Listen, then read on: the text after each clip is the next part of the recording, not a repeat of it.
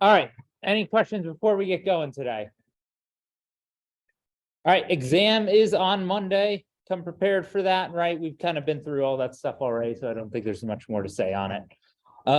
Okay, so for today, hopefully everyone that missed class on Wednesday already watched the video, because we are going to keep moving forward to talk about the Routh-Hurwitz criterion.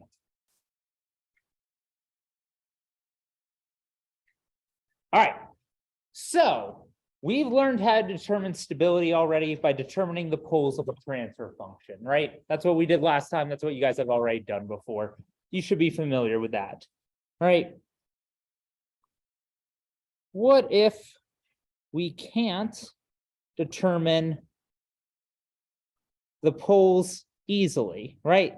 Last time on Wednesday, we were doing second order equations, right? We just needed to use the quadratic formula. It was super easy to determine our poles. Right.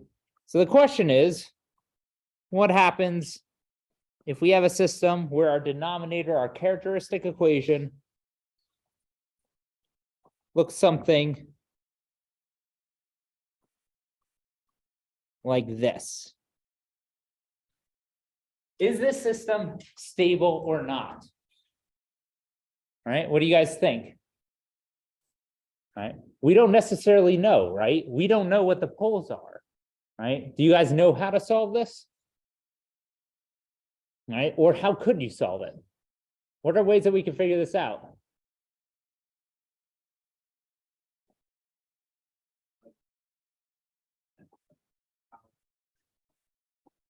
I'm actually not sure if you could do that in this specific case here, right? There are some problems where you could use the fact that this is an even polynomial and group things together. That is not guaranteed, I don't believe, right? I think you can only do that for second order, and anything above that, maybe third order has an analytical equation. Fourth order and above does not guaranteed have an analytical equation. Another idea? Start with substitution to find one root. Start with substitution to find one root. Maybe, again, if you could do that, you could solve this analytically, and I'm not sure this could be solved analytically, the way that you're describing it, right? Another good idea, but I don't think that would work. At least I haven't tried that myself yet. Other ideas? Are we just screwed? This is it? What? Graph it, okay. We're getting closer to what I'm looking for here, right? So graph it, how would you graph it? MATLAB, okay, good. What? I can't hear. What is that? Graphing app, right? But how does that work, right? How does MATLAB work?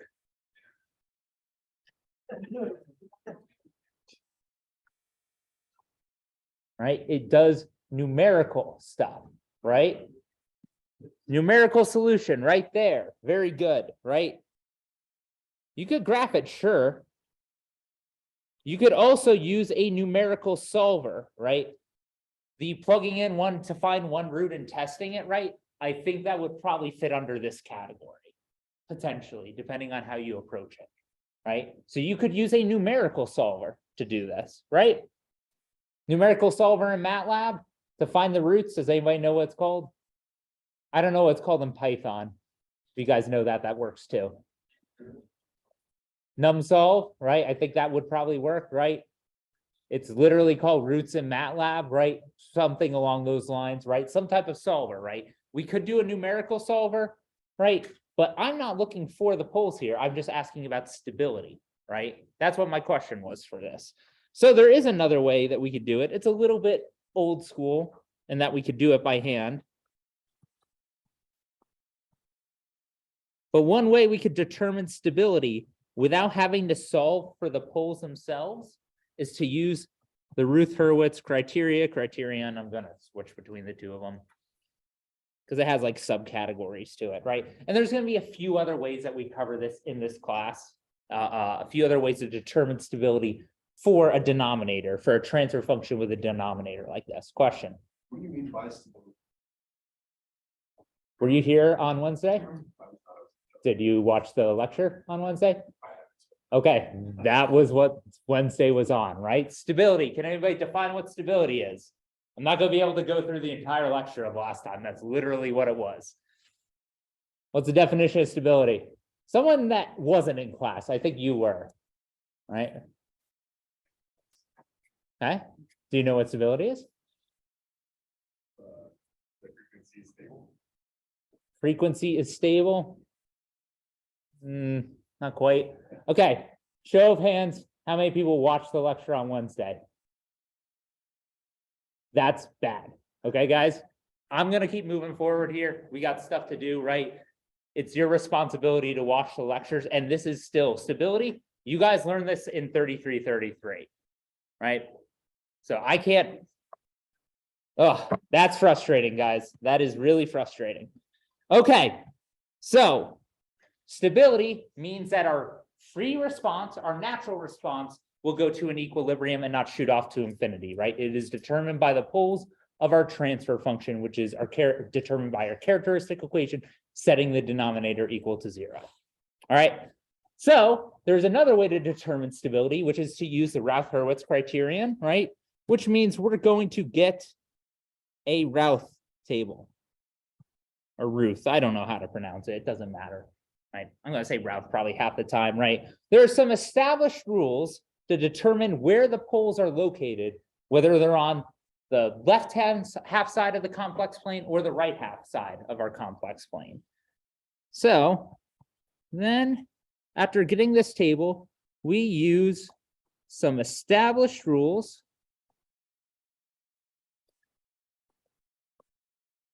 to determine where the poles, the things that determine stability, are located on the complex plane. All right. Then in the future, well, if we have the exam on Monday, Friday, or the Monday after, we're going to use this to actually design our first controller in this class, which is what I talked about last time. We'll use this for controller design. All right, so how do we get a Routh table or Ruth table, whatever? All right, thankfully, even if you missed the lecture on Wednesday, still pretty pissed off about that, you can get through most of this without knowing that. So we're going to start with, typically, not always, with a closed loop transfer function. But again, we'll only be using the denominator. So we have a transfer function. I'll just call it g of s this time. We have some numerator. It's in polynomial form or has all of its zeros written out there. I don't care what's in that numerator as long as there's not like a 1 over s or anything like that. And then we have a denominator, a4 s to the 4th plus a3 s cubed, a2 s squared plus a1 s plus a0, right? The 4th order polynomial, all the a's are our constants here. S is our complex variable associated with our Laplace transform. This is all we care about here, right? So to build our Routh table, the number of rows in the table, right? We're literally going to be building a table here of data, is equal to the number, or rather the order, of the denominator plus 1, right? You can label the rows as s to the n, where that's the highest order, Sn minus 1, all the way down to s squared, s to the first, s0. Right? That's how many rows we're going to have in it. Okay? The number of columns And there may be a few exceptions to this, but in general, the number of columns is that order of our denominator, n, plus 1 divided by 2, and then you round that up, ceiling of that. And then you can label the columns. Normally, you don't need to, though. So, for the system we're working with here, how many rows, how many columns are we dealing with?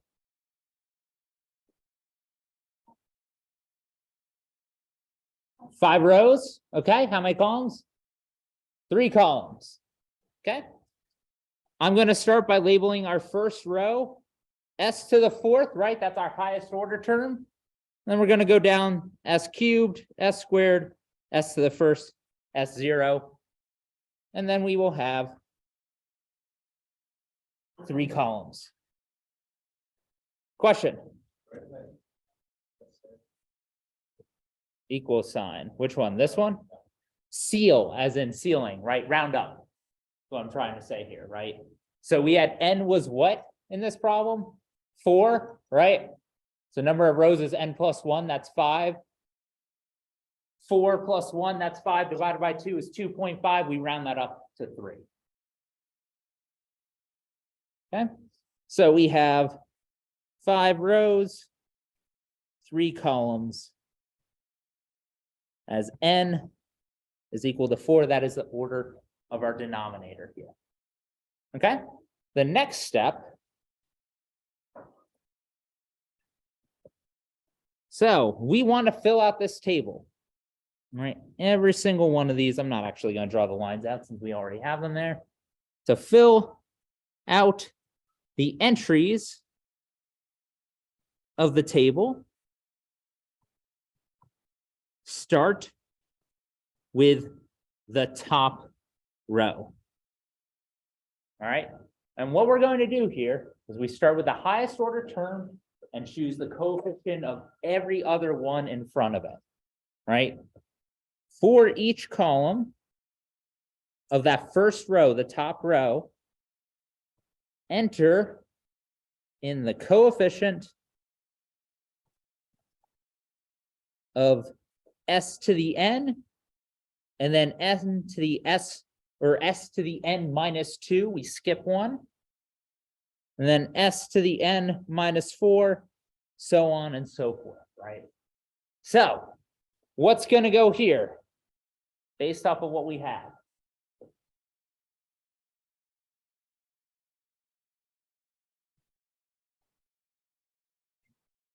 A4, right? Then this guy right here.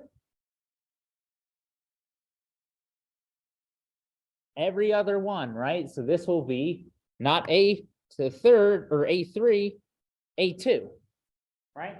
And then A0 for that last one over here. Okay? That's how we fill out our first row. Okay? To fill out the second row, do the same,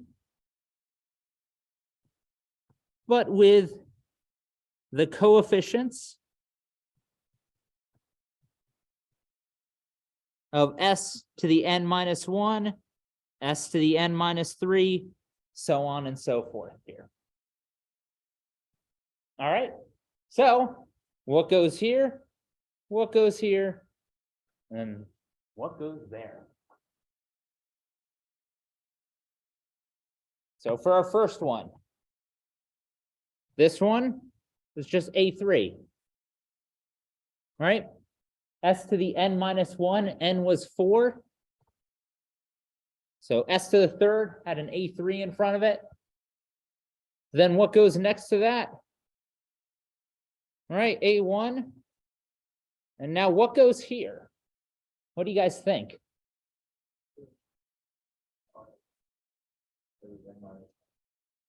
Yeah. But, well, it's s to the n minus 1, right? We did that. That was s to the 3rd, right? And we did s to the 1st, right? But we don't have an s to the n minus 1 or s to the negative 1 right here, right? So we put in A0 here. right? If you don't have those terms, you just plug in a 0. That's going to make the math a lot easier. Good. You folks online got that as well. All right. That's how we start filling out our route table. That is the easy part. The question is, how do we fill out the rest of these? We're going to fill out this table, or at least fill out the first column is what our objective is. And then we're going to be able to determine stability just from that without having to solve for our poles. So for the remaining entries, we need to calculate a specific determinant using the previous entries. I'm going to show you what I mean by this, right? So we have s to the 4th, s to the 3rd, s squared, s to the 1st, s0. We had 3 columns. This was A4, A2, and A0. And we had these entries. We are now trying to figure out what I'm going to call this B1, B2, and B3 are. We want to calculate out what these guys are. Okay? The formula to do this is pretty standardized. For B1, we're going to look at the 2 rows directly above it. So that's this row and this row, right? We're going to take the entries A4 and A3, the leftmost column of the 2 rows before it. And we're going to make a matrix with this, where the 2 other entries will be 1 row or 1 column to the right and above. So we'll have A2 and A1 here. We take the determinant of that. We put a negative in front of that determinant. And then we're going to divide by the number that's here, A3. All right. So the general pattern is look at the 2 rows above it. You're going to make a matrix where the left column of that matrix is the left column of those 2 rows above the one you're looking for, right? The right column is 1 column right of whatever variable you're looking at here. And then you're going to divide it by that number, A3 in this case. So let's see if you guys can wrap your heads around this. For B2, we're going to have a negative of some matrix. We're going to take the determinant of, right? That's what these bars are standing for. We're going to divide it by another number here. So what are these 2 and what are these 2 values? A2, A1 for which one? So I understand where you're coming from with that. The left one is always the leftmost row here. So this one will always be A4, A3. That makes it for the entire row a lot easier to calculate. Right? It's not the one directly above, it's directly above and then all the way to the left. Right? So it's always these 2, they're going to match. Okay? Now, for this one here, this is what's going to be different between these entries, right? So this before was A2 and A1, right? What do you guys think it's going to be here? Good. And then what are we going to divide by here? A3. Still A3 here, right? So 3 of these values here for B1, B2, B3, it's always the same thing. All right. The only thing that's changing between these are these guys. Question? Yes. Yes, there is theory. I don't know if Routh or Hurwitz was actually the one that developed the theory, or if it was named after them, right? There is reasoning behind it. But I don't want to go down that path, to be frank, right? I want you guys to learn how to do this right. And then I want you to treat this as a tool where you put something in denominator, right, our characteristic equation, and you get out stable, unstable, marginally stable. That is the objective here. Question. You explain again why AP is denominator there? It's always the one, you look at the two rows above whatever one you're looking at, the current row, go all the way to the left, and the value, the row directly above. A3 is the row above and all the way to the left. That's why it's always that one. All right, let's try one more time with B3. So we'll have a negative determinant divided by something. What's that first column going to be? A4, A3. What are we going to divide by? Still A3, right? Those ones haven't changed. Okay, but now what do we do with this column? What do you guys think? Just two zeros, right? There's nothing over there. So we just get to plug in two zeros here, right? Makes the calculation of this very easy. What's B3 going to end up being in this case? Just going to be 0, right? That makes the math look very easy. Okay, we go through and crunch this, right? So if we have no columns left, use zeros. All right, let's do this one more time here. C1, C2, C3. We've gone through, we've crunched out, I've given you numbers and you figured out what B1 is, B2 is, B3 is. We know B3 is 0, right? That one's easy. We actually can figure out B2 pretty easily as well here, but I'm going to leave it as is. All right, so now for C1, how are we going to calculate that?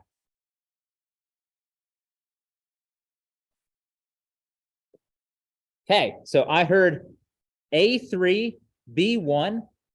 Why A3 and B1? That's the leftmost column for the two rows above where we're looking at, right? That's, if we're here, we're looking at these two, right? What are we going to divide by? B1. And then what's going to go in that right-hand column?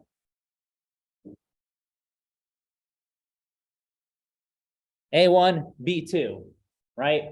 For C2, we can have very similar logic. So C2 would be negative A3, 0, B3, B1, and divide by B1. C3 will be negative A3, B1, 0, 0, and then B1 here as well, right? We can repeat that pattern again for D1, D2, D3. And if I give you numbers for what A, B, or what A4 through A0 are, right? You guys can crunch out these numbers, right? It's just simple math. It's just determinants of a 2x2 matrix, right? You guys should be able to do that probably in your heads, right? So we can calculate all of these and get our table, right? Our Routh table is just going to be a bunch of numbers, right? They are coefficients of certain polynomials. It has to do with the actual theory of this, right?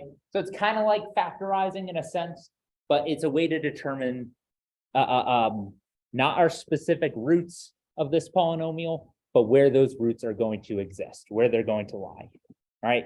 So is everyone okay up to this point here, right? All we're doing is filling out a table and getting a bunch of numbers, right? All good? All right. With this, we have our Routh table. For this basic case, we're going to refer to this as our basic case here. How can we use this to determine stability? That's not a question for you guys. I'm just trying to set it up because the answer is the Routh-Hurwitz criterion. All right. The Routh-Hurwitz criterion states that for a polynomial that you build a Routh table for, the number of roots of the polynomial, the denominator for us,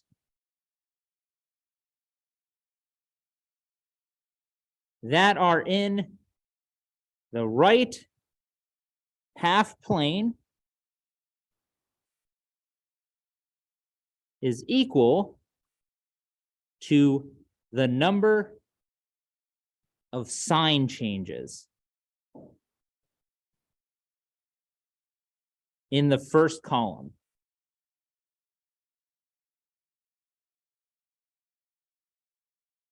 Of the Routh table.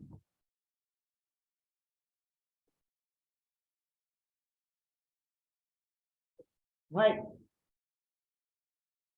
If we were to draw out where our poles are, the roots for our denominator in our complex plane, right? We have a Routh table. We see how many sign changes there are. The number of sign changes means the number of roots with positive real parts. For the folks that watch the videos or were in class on Wednesday, what does it mean when a pole has a positive real part? It means our system is unstable, and if you put even a small input into that system, it is going to blow up, right? It will shoot off to infinity. It is not going to do what you want it to, right? So, no sign changes in the first column. That means all poles are in the left half plane. Or in other words, our real parts are negative. So the system is stable. All right. This is how the Routh-Hurwitz criteria for now, we're going to use it to determine stability for a known system, but later on, we're going to use it to actually design a stable system. All right. So I think the best way for the rest of this class, what we're going to do is just do an example. I want you guys to determine the stability of the closed loop transfer function, which we will define in a second. I think I've talked about it before, but we'll go through it again using the Routh-Hurwitz criterion. All right, so I have a system where we have some sort of reference input. I want to be going 60 miles an hour, 65 miles an hour with my cruise controller.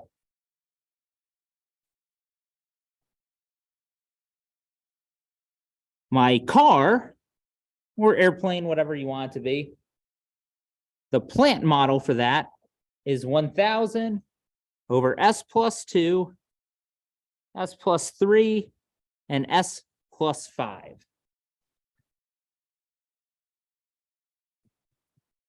We measure velocity of whatever device you're concerned about here, and we're going to feed that back in over here. Right?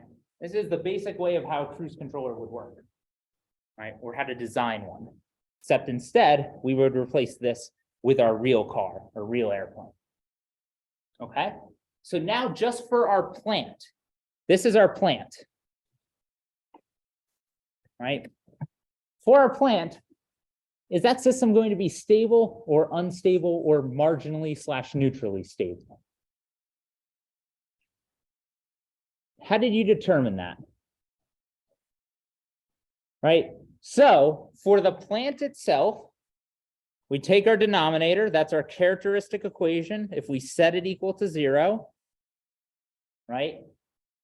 We solve for what our roots are. Our roots would be -2, -3, -5 here. This is an easy case to solve for, right? And we would determine that with our roots or our poles having negative real parts, we have a stable system, right? That is for our plant. However, I am interested in the closed loop transfer function.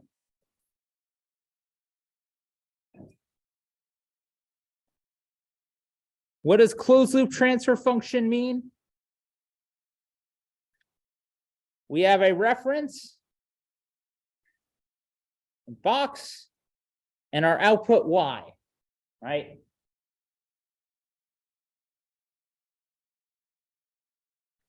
What goes in that box that would represent this system here is our closed loop transfer function, right? If we close the loop and reduce this diagram down here to just a block from R to Y, that is our closed loop transfer function. We are going to be using that a whole lot in this class. Okay, so good review for the exam. I think this is actually a question somebody had that we didn't get time to go through for our review class. Let's get our review. I think this was your question, right? Give me our closed loop transfer function. What do you guys want to do? You want to work on it together, or you want to take a few minutes and try it on your own? Practice for the exam. Not saying it's going to be on the exam, but it could be. Together? Okay, all right. So let's do it together. And by together, I mean you guys do it and tell me what to do. All right, suggestions. What do we do? Label each part. I like that. That's a good idea. What do you want to label here? It's a great first step. This is what I would do. Define the signal going into the plant. Excellent. What do you guys want me to call that? Z total? Do not mix and match different things here. Yeah, you are asking for pain with that. No. U of S, A of S, E of S, any of those would be acceptable. I'll say A of S for now. It would actually be E of S typically is what we're going to call it. But for now, I'll just say A of S. Okay? Do we need to label anything else here?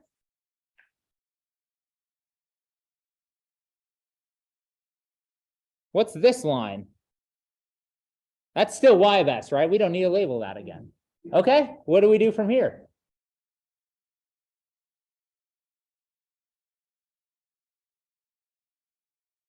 Yikes, you guys are not ready for this exam, huh? Okay, what is A of S? R of S minus Y of S would be equal to A of S, right? Okay.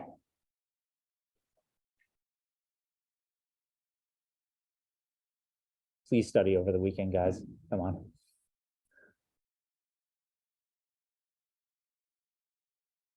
Say again.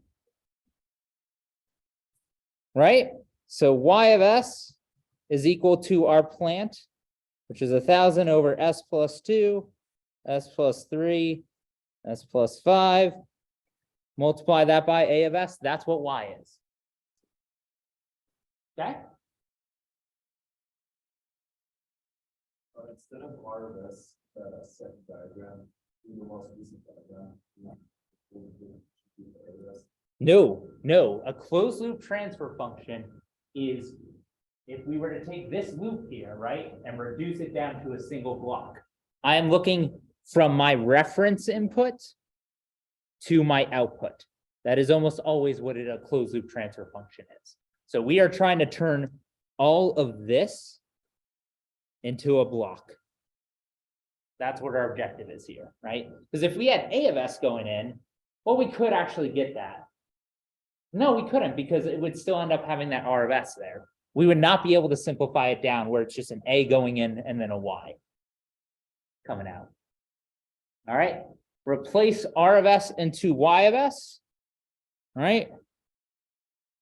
Well, I think you mean replace A of S into Y of S or vice versa, right?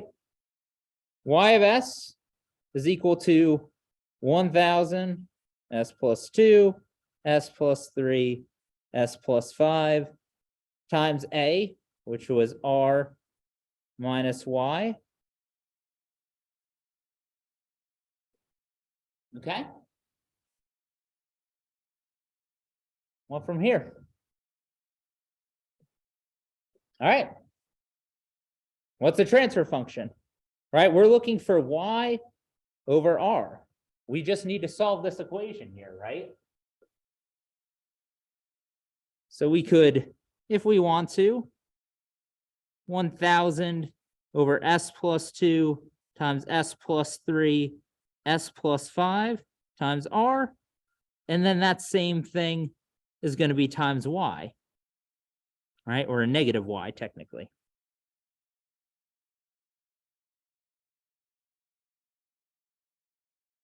All right. So tell me, what do we get for y over r?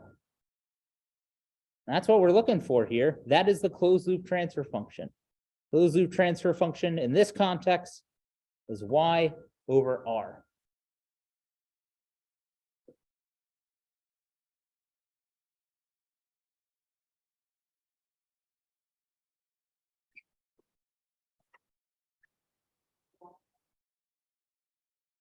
Mm-hmm.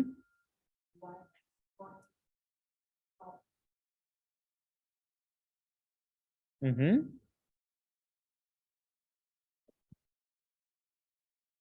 The plant transfer function. Also, our open loop transfer function is what we could call it in this context too. All right.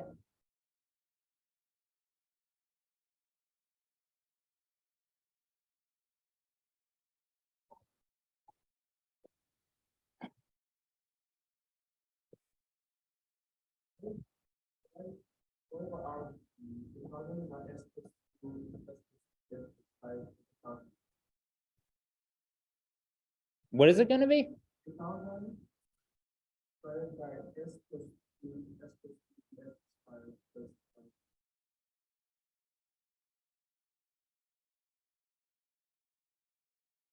Do you guys agree with that? Right? We're just going through the steps that were just outlined, right? And if you go through those steps, do you get this? Yes, no? Okay. All right. So now can we tell for certain whether this system is stable or unstable? All right. We don't know our poles for our closed loop transfer function anymore because that 1000 throws everything into disarray. All right. So I'm going to rewrite this by multiplying everything out. We'll have 1000 over s cubed plus 10s squared plus 31s plus 1030. Right? And I want you to determine the stability of this closed loop transfer function here, right? Tell me, if I put in a constant speed for my cruise controller, is my car going to track that speed, or is it going to shoot off to infinite velocity or negative infinite velocity? Or really, does that mean, is it going to brake or work, right? That's what we're trying to figure out here. Okay, so what do you guys think? Do you think this is going to be stable or unstable? Just as a guess.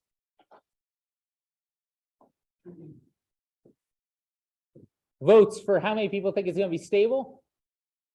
How many people think it's going to be marginally stable or neutrally stable? How many think it's going to be unstable? Okay, let's find out. Is your intuition correct or not? So let's do the Routh-Hurwitz criterion. Okay, so how many rows should we have? And how many columns?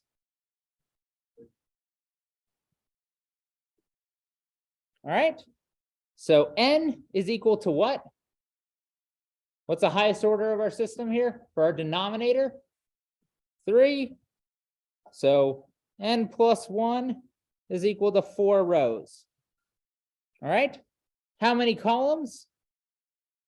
We said the ceiling, so round up of n plus 1 over 2. That's just 2 columns, right? So we have s cubed, s squared, s to the first, s0, right? And then we just have 2 columns, make it a little bit easier on ourselves this time. Okay? Now, based off of what we've learned so far, what do we do next? We need to start filling out this table here, right? We start with the first two rows, right? Those are the easy rows to figure out. So what should go here and what should go here? Why should 1 go here? Right, so this is a 1 times s cubed, right? We're looking for the coefficient of s cubed. That's our highest order term. So we put the 1 there. Okay? What about this one? Yeah, somebody already beat you guys to it, but 31, right? So 31, because that is the coefficient of s to the first, right? We skip s squared. Then we go to the next row, right? Next row, coefficient of s squared and the coefficient of s to the 0, that is 10 and 1030. All right. And then now, what do we need to do to determine stability for the Routh-Hurwitz criterion? What are we looking for? It's sign changes somewhere, right? In the first column, right? So we need to make sure we get at a minimum these two values, right? So I'm going to label this as B1 and B2 to start off here. What should B1 be? What should B2 be? Let's focus on B1. So B1, right? That formula is going to be a negative, some sort of determinant divided by some sort of constant number.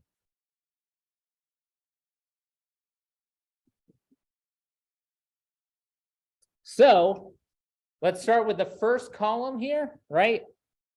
We look at the two rows above all the way to the left. That is a 1 and a 10, right? For our second column, right, we look at the two rows above and one column to the right of wherever we're at right now. We're here, so we want to go 1 to the right and then up 2. Right? And those are the numbers we're going to plug in. So this should be, 31 and 1030. And then what are we going to divide by? 10, right? It's always this number here. All right. What do we get? I warn you guys, it should come out to be a relatively clean number, and somebody got it very fast here, but let's have verification. 72? Negative 72. All right. 1 times 1,030 minus 31 times 10, right? That's that determinant. Take the negative of that, divide by 10. We end up with a negative 72 here. Okay. What about B2? Right? This one's kind of easy, right? I'll write it out just to be safe. These values should be the same. And then we go here and we go right 1 column and up 2, right? But there's nothing there. 0 and 0. This one ends up being a nice 0. Okay. Now let's go down to our final row, C1 and C2. What should C1 be? And what should C2 be? These ones should be pretty easy to calculate as well. All right, there's a trick to this one. All right, so what goes in C1? We're starting here. All right, so we're going to take that 10 and B1, right? And we're going to divide by that B1, which was negative 72, right?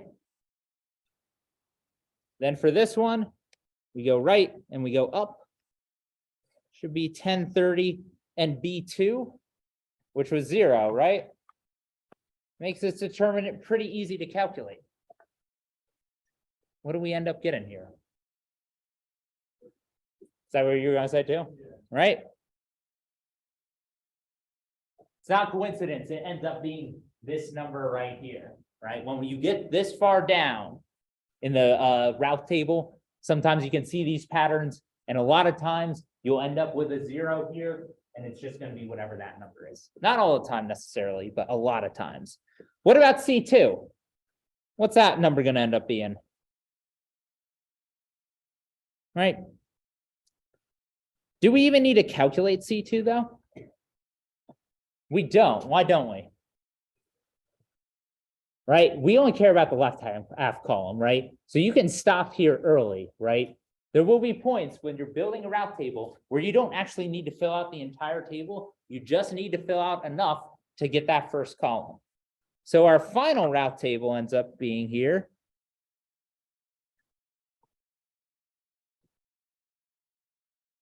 What did we have? It was 110. And then -72. And then 1030. Should the 1030 be negative? What do you guys think? It should be positive, right? Because there's a subtraction coming in here. There's a -72 and you're dividing by -72. I think it should come out to be that same number. And so it's 31, 1030, and then 0 and 0, right? So is this system stable, unstable, or neutrally stable? Unstable. It is unstable. Okay, and why is it unstable? We have 3 positives, not quite. It's about the sign change. It's about the sign change. Okay, so a sign change means we have a pole in the right half plane, right? How many poles do we have in the right half plane? We have 2, because there are 2 sign changes. This is a sign change, and this is a sign change. 2 right half plane poles.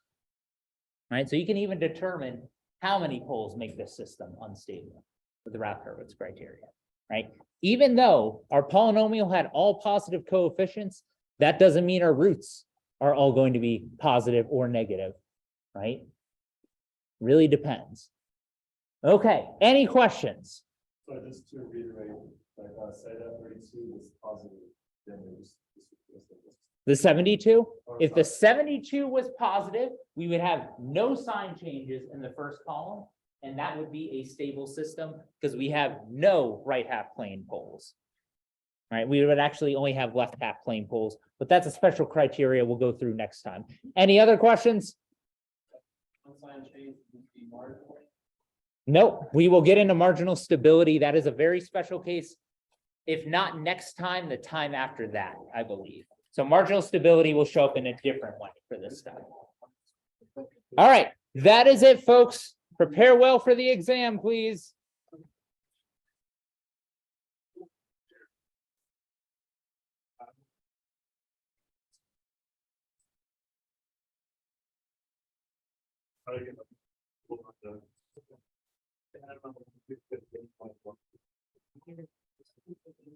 All right, folks online, if there's nothing else that you guys need from me, I'm gonna close things out. Looks like it. All right, have a good one.